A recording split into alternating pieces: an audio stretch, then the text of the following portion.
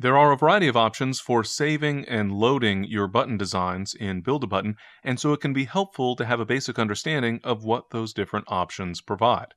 First, let's take a look at the Save to Print option. Once you've finished your button design and you want to print it, you can use the Save to Print command in order to save that individual button design to a print layout that can have multiple buttons on the same page. That will be saved as a PDF document or an image that you can then print yourself. Next, there's the Save to Edit command.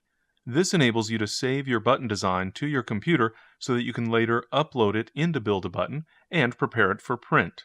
Naturally, when you're finished with a button design, you'll want to save it to preserve it, but you may also want to save a design as you're working on it from time to time so that you have something to go back to should anything go wrong.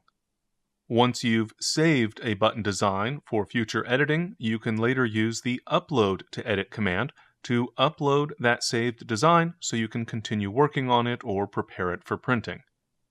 And speaking of printing, you can use the Load and Print command in order to load one or more saved button designs and create a print layout with those designs.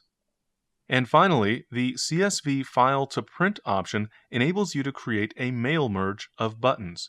You can create a CSV file that contains text, such as people's names, and then use that as the basis of a mail merge operation using a single button design and inserting the text from your CSV file individually into each button, so you could have an individual button with each person's name on it. So that gives you an idea of what the various save and load options do in Build-A-Button, so you can make use of those while you're designing and printing your buttons.